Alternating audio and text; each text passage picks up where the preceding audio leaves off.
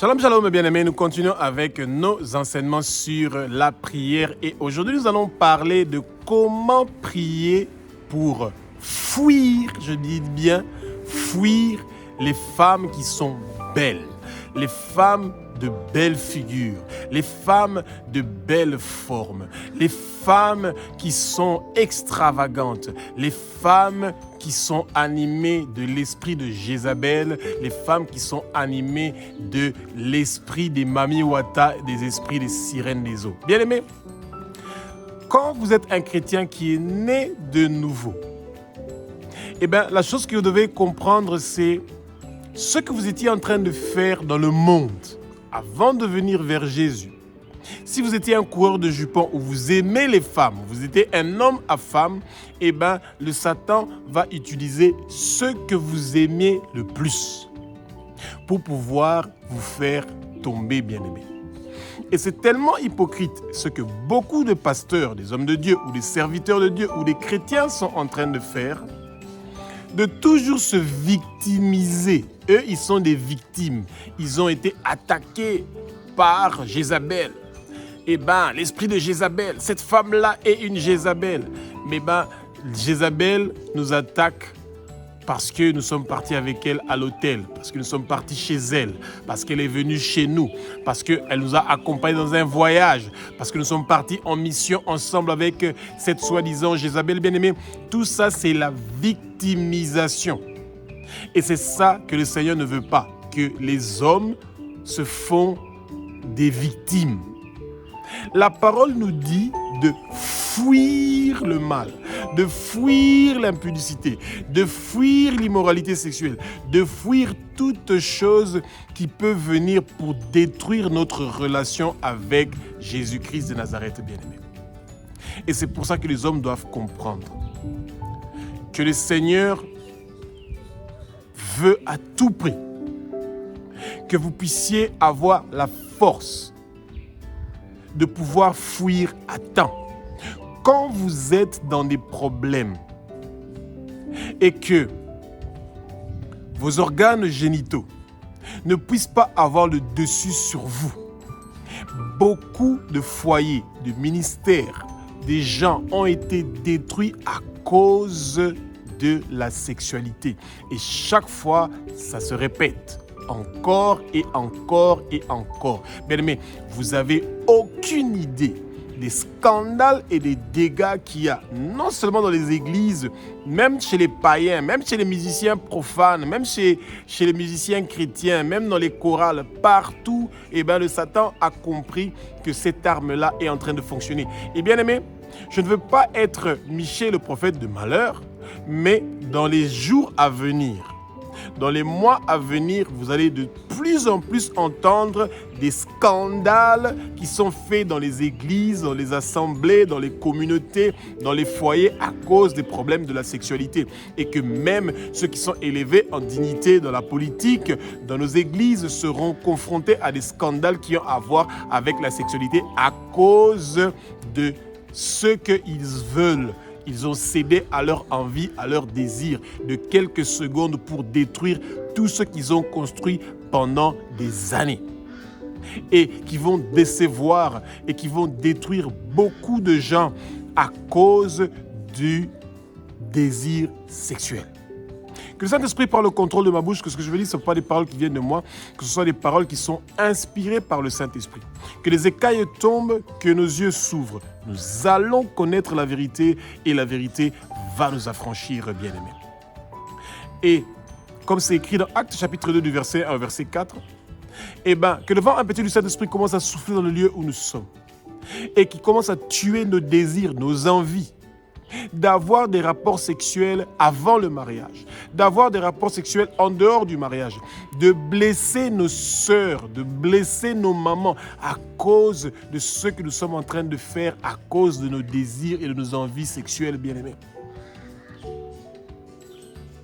Et quand il y a des scandales sexuels dans nos églises, dans nos assemblées, dans nos communautés, dans nos familles, les hommes sont toujours ceux qui doivent être le premier à se sentir coupables que nous avons fait quelque chose qui a détruit l'autre et d'avoir le courage de se mettre à genoux, de nous repentir que ce que nous avons fait est mauvais, que ça a blessé, détruit les autres.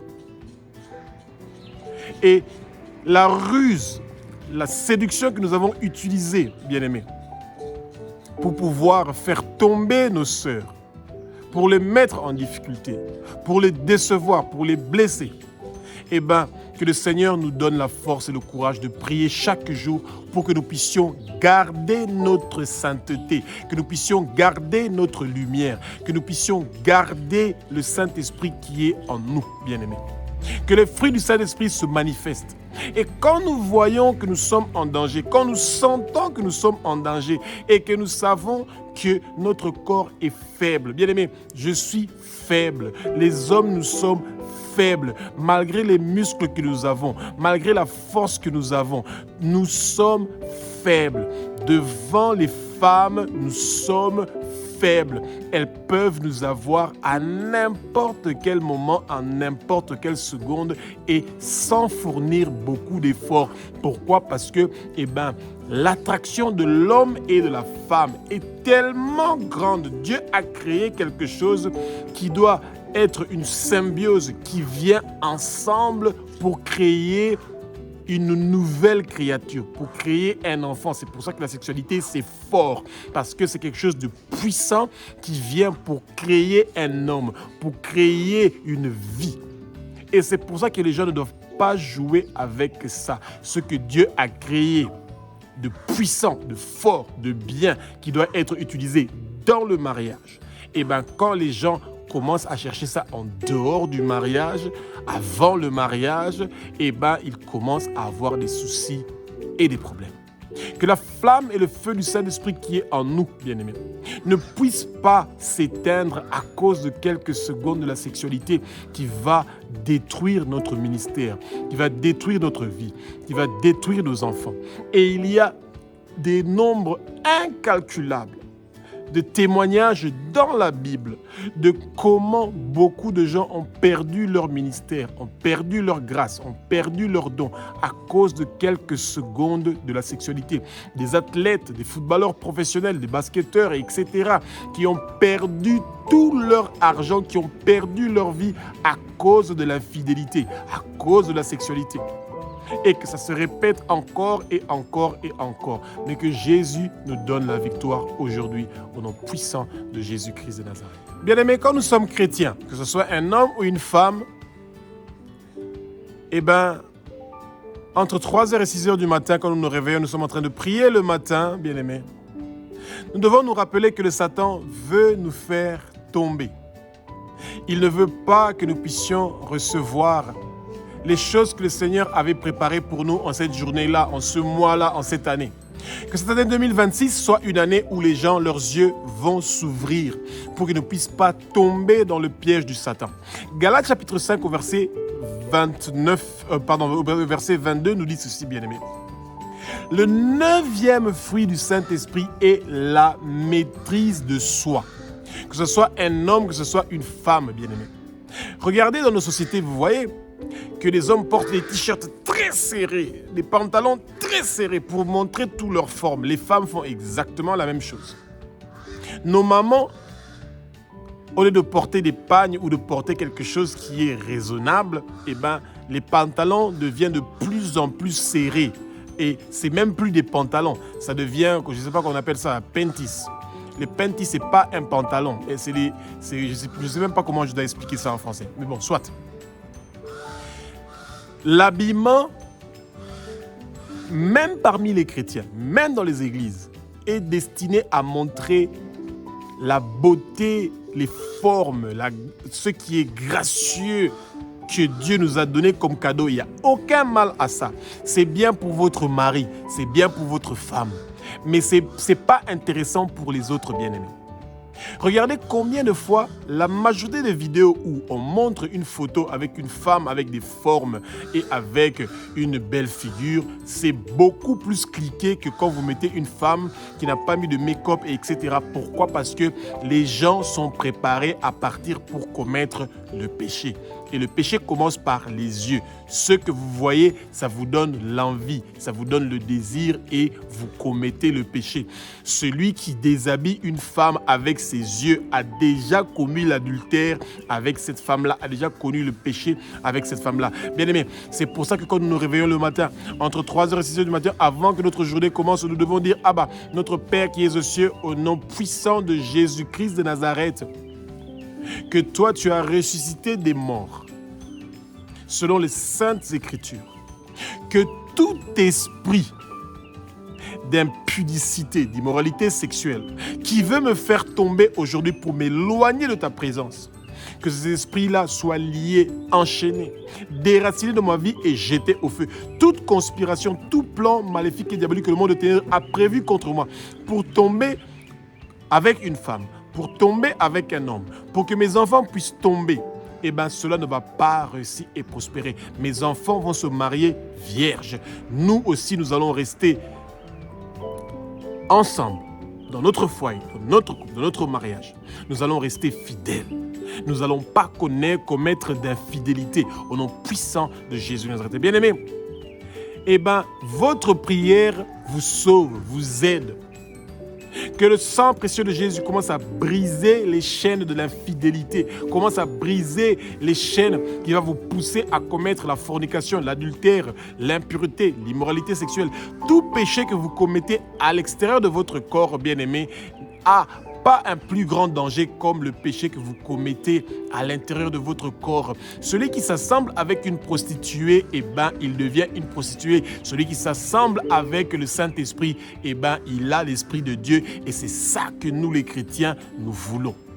Que le fruit du Saint-Esprit se manifeste en nous, que la maîtrise de soi soit avec nous. Bien-aimés, fuyez les images qui vous emmènent au désir sexuel. Fuyez les gens qui viennent et qui sont en train de s'habiller d'une certaine façon. Ne les regardez pas leur forme, ne regardez pas leur belle figure, ne regardez pas leur beauté. Bien-aimés, prenez votre chemin. Tout est préparé pour vous faire tomber. Et vous ne devez pas attendre quand vous allez tomber que vous allez « Ah, elle a l'esprit de Jézabel ». Non, elle n'a pas l'esprit de Jézabel. C'est toi qui ne t'es pas bien comporté en tant qu'homme ou en tant que femme. Tu pouvais fuir quand tu étais en danger, avant que les dégâts commencent, avant que les problèmes commencent. Et Jésus nous a délivrés, bien-aimés, de toute culpabilité et de toute condamnation que le Satan a préparé contre nous pour que nous puissions tomber et que nous puissions nous éloigner de lui. Nous avons la victoire et le triomphe au nom puissant de Jésus Nazareth qui pourvoit à notre guérison, qui pourvoit à notre victoire contre toute femme qui est belle, qui a une belle figure, qui a des belles formes, qui se prépare à venir pour nous faire perdre notre sainteté, pour nous faire perdre ce que le Seigneur nous a donné. Et que c'est la même chose avec les hommes qui se préparent pour aller faire perdre à nos sœurs, à nos mamans, leur sainteté, leur pureté et qui ne puissent pas réussir et prospérer dans leur vie, au nom puissant de Jésus-Christ de Nazareth. Bien-aimés, Cantique des Cantiques, chapitre 6, au verset 4. L'homme qui a eu 1000 femmes sans compter les concubines, il s'appelle Salomon. Et Salomon nous prévient, bien-aimés, qu'une femme qui est belle, une femme qui a une belle figure, une femme qui a des jolies formes, une femme qui est Coca-Cola, une femme qui a tout ce que vous voulez, bien-aimé. Eh bien, cette femme-là est comme une armée regroupée derrière un étendard, prêt à partir pour attaquer. Bien-aimé, même si vous êtes un homme de comment, eh bien, quand vous êtes devant une femme qui est belle, belle figure, belle forme, riche, influente, qui a tous les moyens et que vous vous retrouvez un à un avec elle dans une même pièce, rassurez-vous, peu importe la sainteté que vous avez, vous allez tomber d'office. Vous n'allez pas réussir à la résister parce qu'elle a toute une armée derrière elle et cette armée-là est prête à planter leur étendard dans votre vie, dans votre cœur, dans vos pensées. Ils vont vous dominer, ils vont vous manipuler, ils vont vous contrôler complètement et vous n'aurez rien à dire. Pourquoi? Parce que vous n'avez pas fui cette armée-là. Ce conseil vient de Salomon, bien-aimé. Dites-moi, à part Salomon, vous avez déjà entendu qui avoir 1000 femmes sans compter les concubines?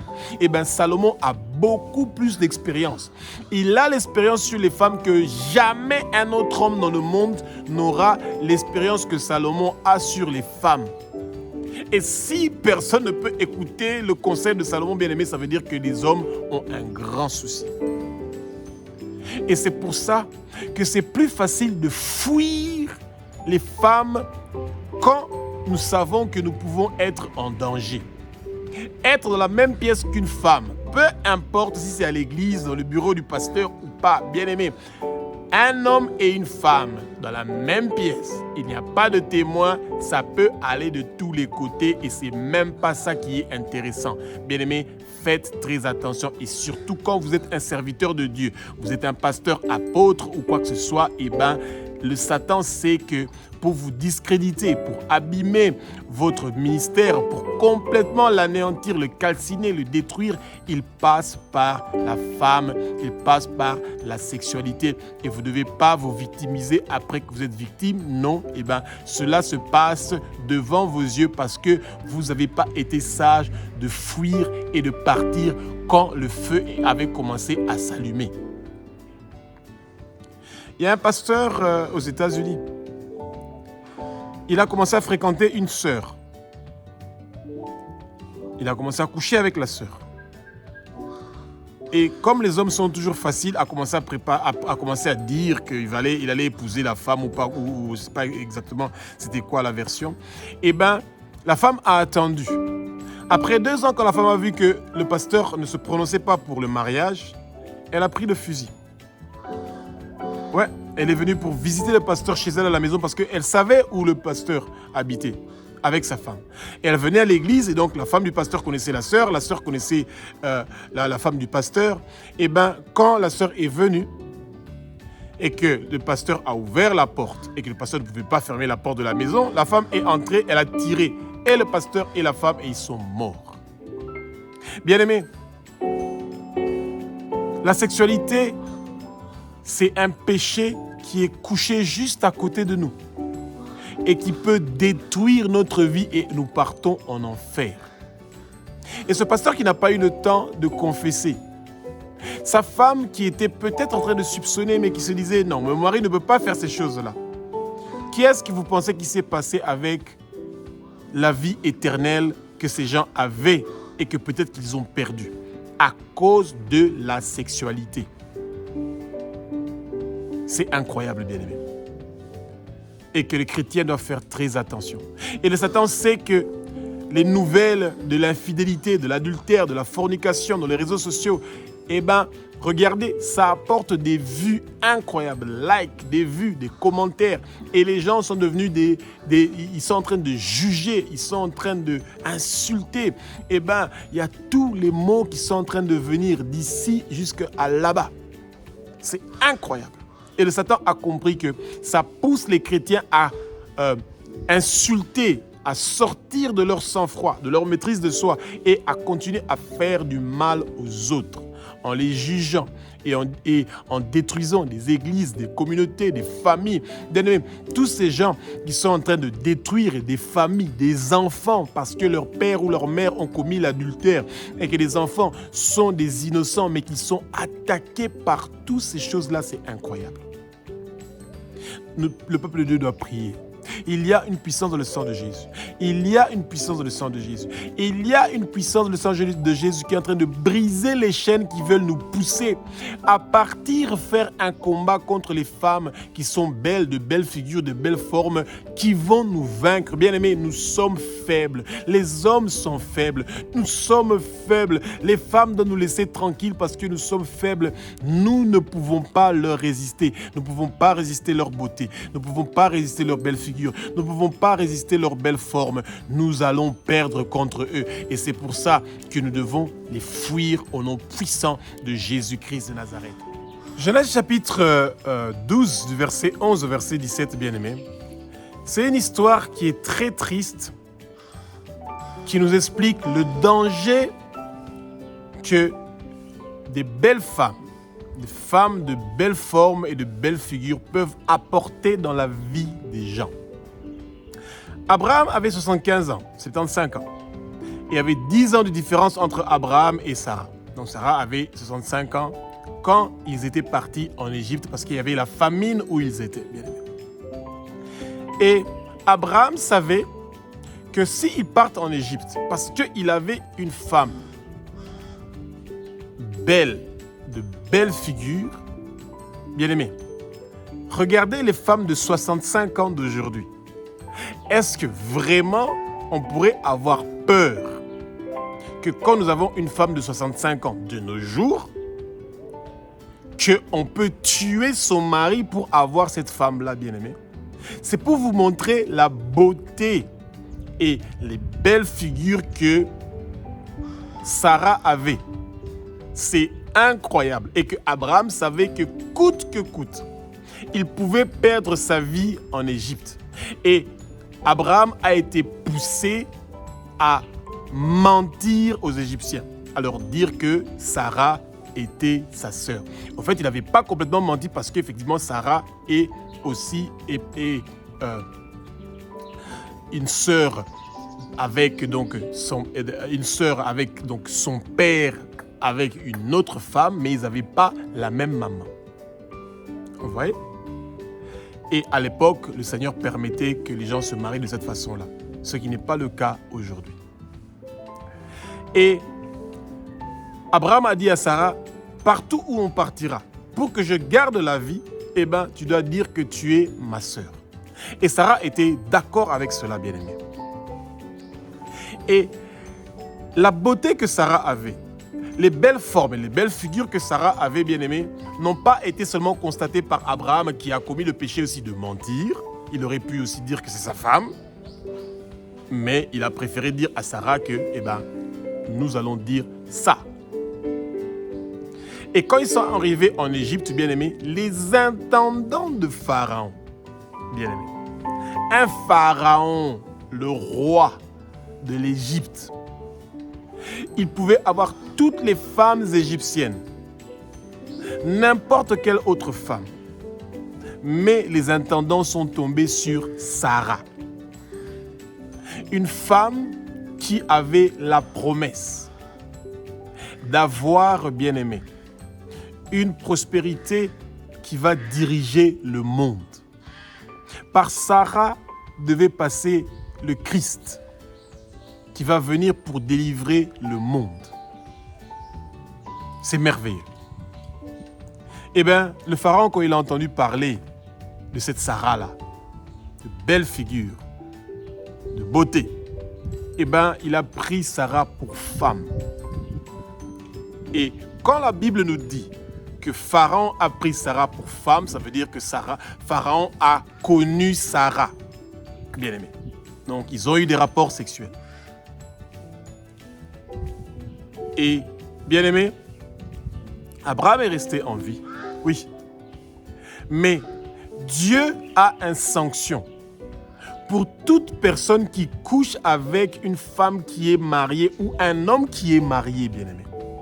Et le Seigneur punit ça avec des grands fléaux et surtout avec la stérilité. Ces choses amènent la stérilité dans les maisons, dans les foyers, dans les couples, dans les familles.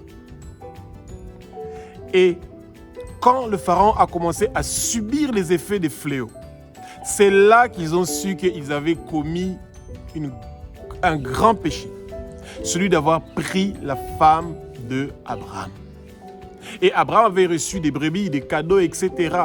pour qu'il puisse être content qu'il cède sa femme bien-aimée. Et vous voyez, et ces choses qui ont à voir avec la sexualité, ça amène des cafouillages incroyables. Peuple de Dieu, Jésus a versé son sang sur la croix de Golgotha pour que nous soyons délivrés des envies, des désirs que nous puissions avoir la maîtrise de soi, que nous ne puissions pas détruire nos ministères, nos églises, nos carrières, nos familles à cause de ces problèmes de sexualité, bien-aimés. Et quand nous voyons une belle femme, belle forme, belle figure, c'est mieux de bien vous renseigner pour ne pas tomber dans un piège qui va amener des fléaux dans votre famille et dans votre ministère, etc. C'est ça qui est facile. Et vous devez prier pour pouvoir fuir, pas pour pouvoir résister ou vaincre. On ne fuit pas, on ne résiste pas à la femme et on ne va pas vaincre la femme. Non, nous allons perdre parce que nous sommes faibles, mais parce que Jésus nous donne la force de fuir. C'est pour ça que nous allons avoir le dessus et nous prions pour que nous puissions fuir à temps avant que les dégâts et les problèmes commencent, avant que nous tombons dans des péchés que nous allons regretter pendant très longtemps, au nom puissant de Jésus. Genèse chapitre 26, du verset 7 au verset 9, bien-aimés, nous parle de l'histoire de Isaac. Isaac avait plus de 40 ans. Et il y avait une bonne différence d'âge entre Isaac et sa femme Rebecca. Et Rebecca était stérile et Isaac a prié pendant longtemps, pendant 20 ans, pour que Rebecca puisse avoir des enfants. Bien aimé. Et à l'âge de 60 ans, Isaac va avoir des enfants avec Rebecca, Ésaü et Jacob, bien aimé. Et malgré qu'elle était une maman, Rebecca, avec 2 enfants. Quand la famine est venue, ils ont fui vers une autre nation. Et là-bas, ils ont trouvé un Abimelech. Et déjà, dans cette région-là où ils étaient, tout le monde avait déjà leurs yeux braqués sur Rebecca qui avait une belle figure. L'histoire que Abraham avait vécue, Isaac est en train de vivre la même histoire. Et Isaac avait demandé à Rebecca aussi de dire que c'était sa sœur et non sa femme. Et encore un peu, on aurait pu prendre Rebecca comme la femme, comme leur femme par les gens de Abimelech. Mais pour vous montrer que c'est grave, ce qui peut se passer quand les gens sont en train de prendre la femme d'autrui. Abimelech avait dit à ces gens qui habitaient dans son royaume, dans sa contrée, que celui qui va toucher Rebecca, la femme de Isaac, il sera condamné à mort. Bien aimé. Et aujourd'hui, comment nos jeunes frères ou sœurs, avec beaucoup de facilité, ils peuvent coucher avec des hommes ou des femmes qui sont mariés, ou ils peuvent avoir la sexualité avec qui ils veulent. C'est parce qu'ils n'ont plus peur de la mort. Si un roi dit que si tu couches avec cette femme-là, tu vas mourir, bien aimé, on aurait pu déjà avoir beaucoup de choses qui sont en train de changer. Mais bien aimé, Jésus nous a délivrés de la loi. Nous avons la grâce. Cette grâce-là nous donne la sagesse et l'intelligence de pouvoir choisir de faire des bonnes choses ou de faire des mauvaises choses. Il y a une puissance dans le sang de Jésus. Il y a une puissance dans le sang de Jésus. Il y a une puissance dans le sang de Jésus qui est en train de briser les chaînes qui veulent nous pousser à nous enfoncer dans des problèmes de sexualité que nous n'allons pas trouver un chemin pour sortir et que nous partons vers la mort. Que tout esprit de mort, de conspiration, de meurtre, de suicide qui est préparé par le monde de ténèbres contre nous à travers la sexualité, à travers les femmes et les hommes, que cela soit détruit, démoli au nom puissant de Jésus-Christ de Nazareth. Bien-aimés, nous avons la victoire et la réussite au nom de Jésus-Christ de Nazareth. Que le Saint-Esprit ouvre nos yeux.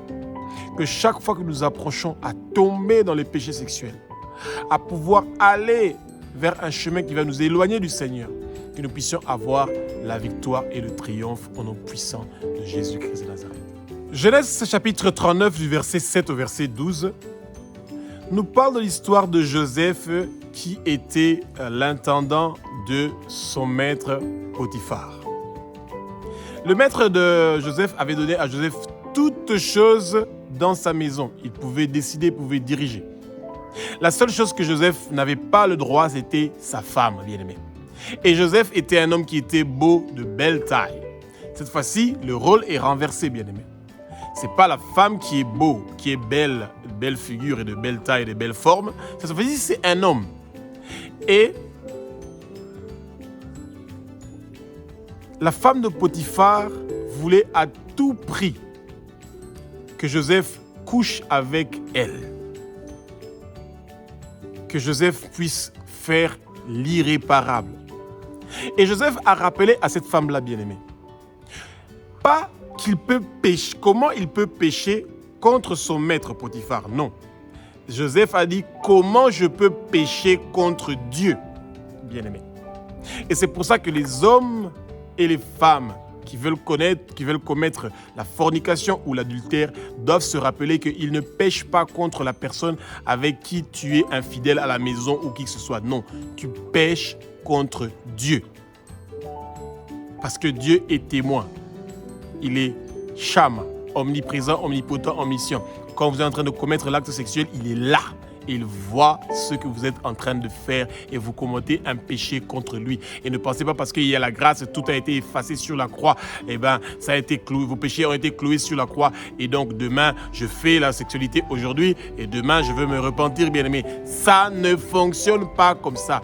Et la femme de Potiphar voulait éteindre l'étoile de Joseph. Et il n'y a aucun hasard dans ce que le Satan fait.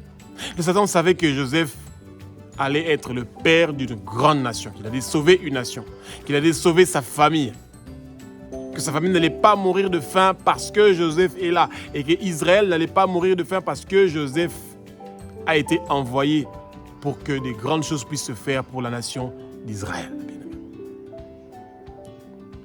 Et c'est pour ça que Joseph n'a pas résisté à la femme de Potiphar. Joseph n'a pas cherché à vaincre les avances de la femme de Potiphar. Joseph a fui la femme de Potiphar, bien-aimé. Enlevez vos vêtements de l'infidélité, de l'impudicité, de la fornication, de l'adultère. Enlevez ces vêtements-là et jetez-les au feu. De la même façon que Joseph avait enlevé son habit, il a laissé à la femme de Potiphar, bien-aimé, que toute fausse accusation contre vous qui cherche à vous détruire parce que vous avez fui, bien-aimé, que le Seigneur soit béni pour votre vie parce que vous avez fui ce qui pouvait vous mettre dans l'irréparable, bien-aimé. Que les scandales sexuels ne puissent pas accompagner votre ministère, votre église, votre famille, votre foyer. Vous détruisez beaucoup de gens à cause du plaisir de quelques secondes, bien-aimé. Et c'est incroyable. Et ça va très vite. Mais le Seigneur est bon. Il vous donne la victoire, bien-aimé. Le Seigneur n'a pas versé son sang sur la croix de Golgotha pour que vous ayez l'échec devant les femmes et devant les hommes. Non, le Seigneur vous donne la victoire au nom puissant de Jésus-Christ de Nazareth. 2 Samuel 11,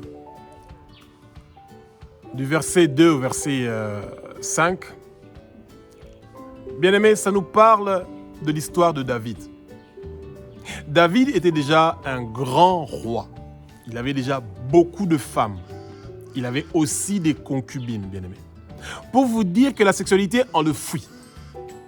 Et David était en train de se promener le soir au balcon, à la terrasse. Les yeux de David ont vu une belle femme en train de se laver. Ce qui devait être sage pour David, c'était celui de rentrer à la maison, de fuir, d'arrêter de regarder cette femme-là qui était en train de se laver et qui était belle de figure et qui avait une belle forme, bien-aimé. Pour vous dire que même si vous êtes un roi, la beauté, la belle figure et les formes d'une femme bien-aimée, c'est une armée qui est derrière un étendard qui va venir planter dans votre vie. Même l'armée américaine, grande qu'elle peut être, bien-aimée, vous n'allez pas réussir à vaincre la beauté d'une femme. Et cette femme-là qui était en train de se laver, Bersheba, était la femme de Uri, un général de David qui était au front en train de se battre. Quand les autres se battaient au front, David n'était pas parti au front, mais son général était au front. Uri. Et Uri avait une femme, Bathsheba. Mais David a commis l'irréparable, de prendre le seul brebis de cet homme-là et de le manger. Faisons attention à la sexualité, bien-aimés. Ça amène des dégâts incroyables, bien-aimés. Fuyez l'impudicité, fuyez la fornication, fuyez l'adultère, fuyez les désirs et les envies qui viennent par les yeux, par ceux que vous voyez, bien-aimés. Que vos cœurs soient remplis de la parole, que vos cœurs soient remplis de ce qui vient du Père.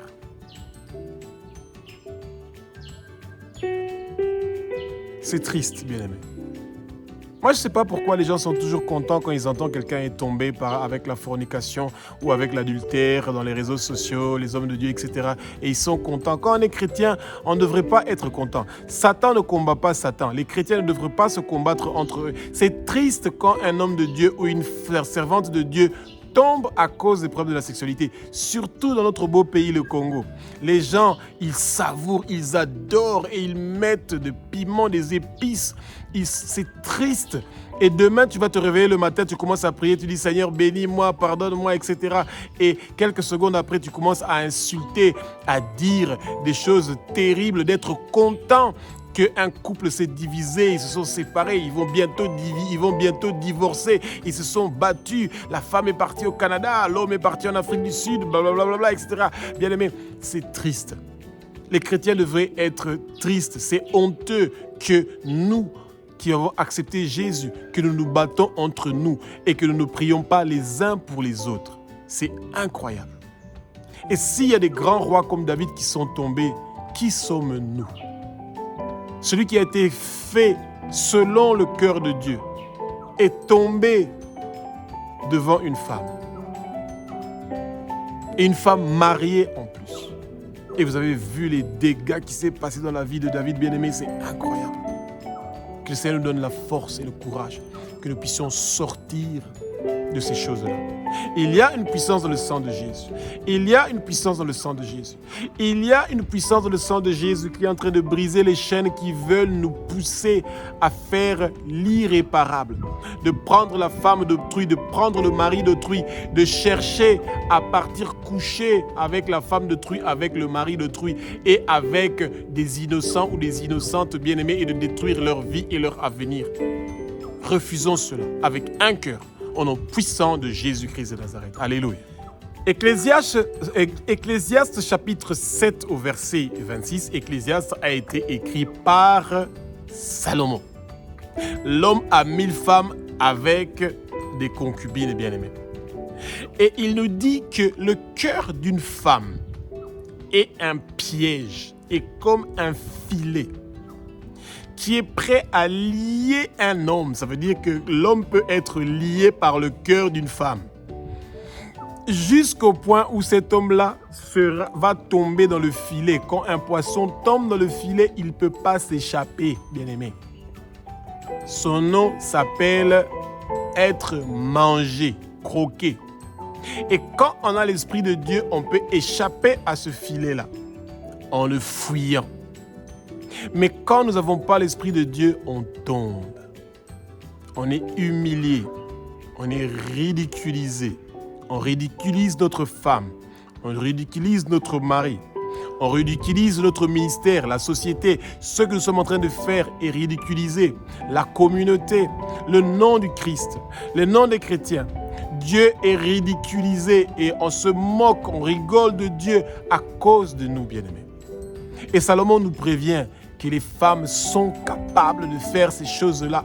Et ce n'est pas la faute de la femme, non, c'est l'homme qui doit fuir ce lieu-là à temps, avant qu'il tombe dans le piège, avant qu'il tombe dans le filet du cœur de la femme, bien-aimée. Et si Salomon nous donne cet exemple-là, si Salomon nous donne ce conseil-là, bien-aimé, qui es-tu pour pouvoir penser que tu pourras faire mieux que Salomon, bien-aimé? Il y a une puissance dans le sang de Jésus.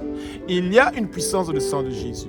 Il y a une puissance dans le sang de Jésus qui est en train de briser les filets, qui est en train de briser les liens, les chaînes qui veulent nous attacher au cœur de quelqu'un qui veut nous faire tomber, cela ne va pas réussir et prospérer au nom puissant de Jésus-Christ de Nazareth. Alléluia. Jacques chapitre 1 au verset 12 nous dit, bien-aimés, « Heureux l'homme qui va supporter la tentation et qui va avoir la victoire parce qu'il a une couronne qui l'attend. » Bien-aimés, pensons à la couronne que le Seigneur a prévue pour nous quand nous serons tentés et que nous allons avoir la victoire, bien-aimés.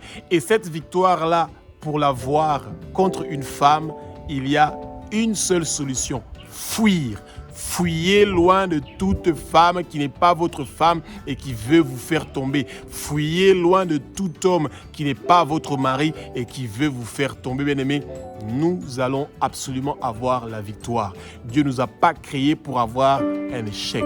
Priez chaque matin avant de quitter votre maison pour demander au Seigneur d'avoir la victoire sur toutes les pensées sexuelles, sur tous les désirs et les envies sexuelles, que tout ce qui a à voir avec la sexualité en dehors de votre mariage, bien-aimé, que ça s'éloigne de vous et que ça ne puisse pas détruire votre foyer, votre couple, votre mariage, vos enfants et l'avenir de vos enfants et l'avenir de votre ministère au nom puissant de Jésus-Christ. Que vos oreilles écoutent pour celui qui a des oreilles, bien-aimés. Que votre nom soit inscrit dans le livre de vie de l'agneau et qu'aujourd'hui, que vous ayez la victoire sur les désirs de la chair, les envies et les plaisirs éphémères pour un temps qui va détruire votre vie. Et la victoire, savourez la victoire aujourd'hui au nom puissant de Jésus-Christ de Nazareth. Alléluia.